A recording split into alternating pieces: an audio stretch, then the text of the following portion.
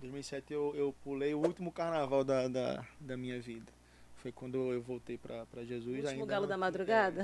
é, não tinha me convertido ainda, mas voltei para a Ah, igreja ali e comecei a tentar, né, me reconectar com Deus em 2007.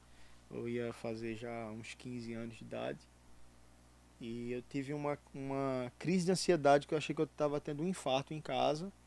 E daí eu lembrei de uma palavra que eu tinha prometido a Deus anos anteriores, né? uhum.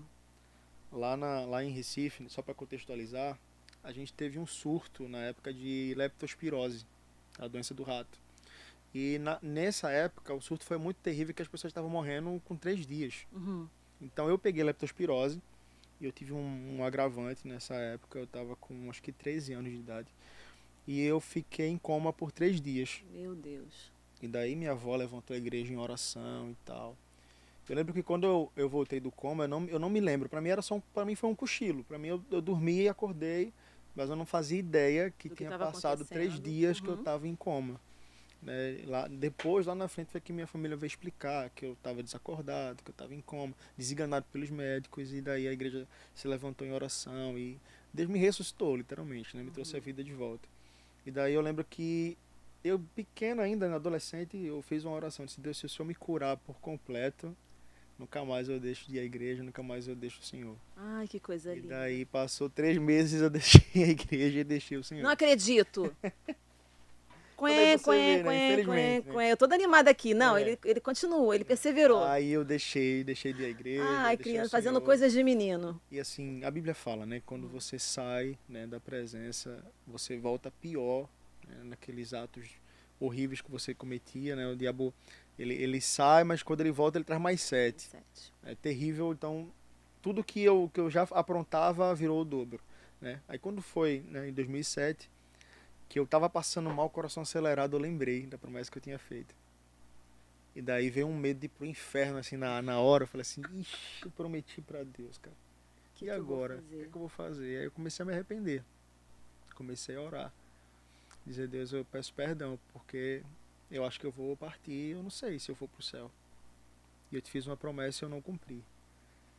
Será que o Senhor tem misericórdia da minha vida hoje? Eu, com 15 anos, eu fiz essa oração. E daí eu tive um processo, assim, muito, muito, muito perturbador de crise de identidade, de poder me encontrar de novo em Deus, porque um adolescente que não teve uma figura paterna presente, que não teve uma figura materna presente, que passava a maioria do tempo na rua do que em casa, mesmo tendo um avô e uma avó que queria cuidar, que queria amar, preferia estar na rua.